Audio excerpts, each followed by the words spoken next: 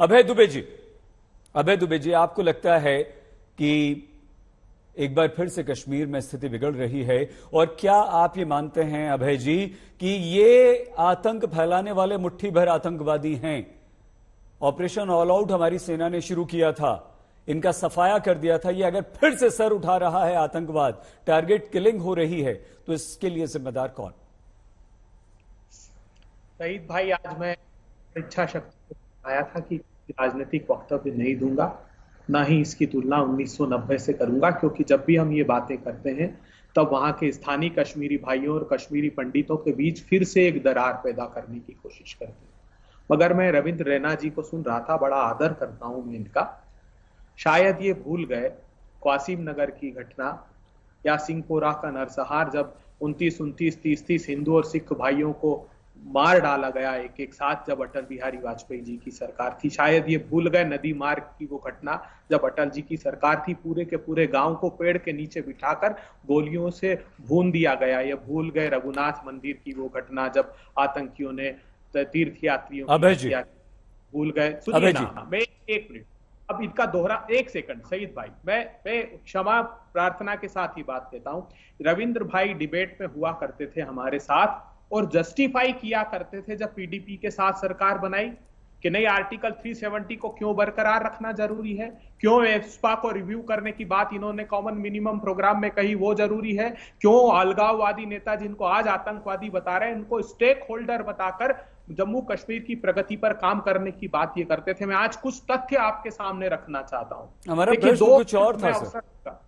प्रश्न देखिए, मैं दोनों एक अच्छा एक साथ में जोड़ देते हैं, फिर आपको नहीं रोकेंगे, फिर अपनी बात पूरी कर लीजिए जी। 30 साल हो गए ना, 30 साल से ज्यादा।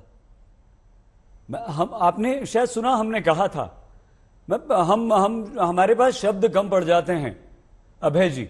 जब हम कश्मीरी पंडितों को, हम नहीं देखते उन्हें एज ए कश्मीरी पंडित, हम तो भारतीय की तरह देखते हैं। हम तो ये सोचते हैं कि अगर आज अपने ही देश में, मुझे यहां से दिल्ली में मैं रह रहा हूं, दिल्ली से निकालकर कहीं भी मुझे विस्थापित की तरह शरणार्थी कैंप में रख दिया जाए तो मेरा क्या हाल होगा? अभय जी, आपको, आप जहां रह रहे हैं, जहां आपका घर है, आपके परिवार को वहां से निकालकर देश के किसी दूसरे हिस्से में, दूसरे राज्य में शरणार्थियों की तरह कैंप में रख दिया जाए तो क्या हाल होगा आपका, आपके परिवार का? हम सब एक परिवार हैं। 30 साल से ज्यादा क्या आपकी सरकार नहीं थी? कितने लोगों को बसाया गया? हमारी कोई भी सरकार हो, हम यहां बिल्कुल नहीं कह रहे हैं कि बीजेपी, कांग्रेस, पीडीपी, एनसी, कुछ नहीं कह रहे हैं। हमारे साथ इमरान नबी डार जी भी हैं। हम सिर्फ ये कह रहे हैं कि हमारे ही अपने ही देश में अपने ही लोग शरणार्थी, अपने ही लोग कैंप्स में रहें। ये क्या गुजरती होगी उनके दिलों पर? क्या बताते होंगे वो उन बच्चों को, उन पीढ़ियों को जो कैंप्स में पैदा हो रहे हैं?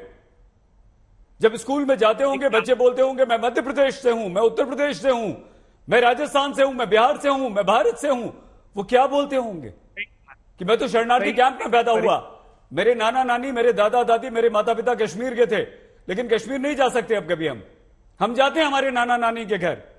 आप जाते थे बचपन में अपने नाना नानी के घर। सर प्रश्न ये, 30 साल कब तक इंतजार करेंगे सर? सवाल बहुत जायज है आपका, और आज हम सबको मिलकर पूछना चाहिए देश के प्रधानमंत्री जी से। इसलिए कह रहा हूं कि हमको जब सरकार मिली तो विरासत में क्या मिला था जानते हैं आप?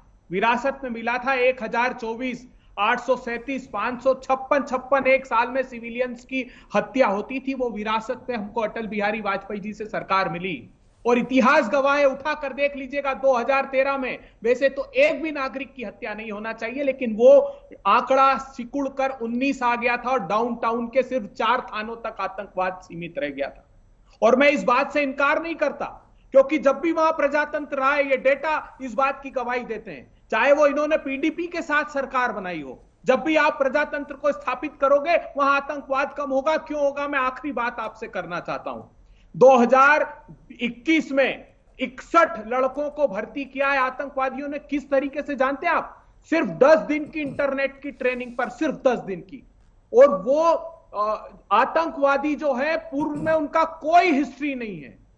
वो नए नए 10-10 दिन में आतंकवादी बनते हैं, उनको पिस्तौल थमा दी जाती है और उनको टारगेट दे दिया जाता है। वो रंजीता बाला की हत्या हो, अमरीन भट्ट की हो, रंजीत सिंह की हो, सुपिंदर कौर की हो, दीपक चंद की हो, 2022 में 51 भर्ती की, अभी मई के महीने में 12 भर्ती की है। क्यों रिक्रूटमेंट हो रहा है आतंकवादियों का वहां, जानते हैं आप? क्योंकि वहां प्रजातंत्र की बहाली नहीं की। अगर वहां प्रजातंत्र की बहाली की गई होती, 2021 में एक बार प्रधानमंत्री जी ने सभी दल के लोगों को बिठाकर बात की, कश्मीरी पंडितों को भी बुलाते। लेकिन सबसे संवाद आप अगर स्थापित करके वहां प्रजातंत्र को बहाल करोगे तो इतिहास साक्षी है, हम आतंकवाद पर नियंत्रण पा लेंगे। पाकिस्तान फिर हस्तक्षेप नहीं कर सकता। अगर वहां कश्मीरी पंडित भाइयों और स्थानीय नागरिकों के बीच खाई रहेगी तो उसका लाभ पाकिस्तान लेगा। मैं आज आग्रह करता हूं प्रधानमंत्री जी, आप अध्ययन कीजिए, चाहे वो केसी पंत कमेटी की रिपोर्ट हो, एनएन वोरा कमेटी की रिपोर्ट हो, चाहे दिलीप पटगांवकर की कमेटी की रिपोर्ट हो, या वर्किंग ग्रुप जो मनमोहन सिंह जी ने बनाया है दानिश्वर जी की,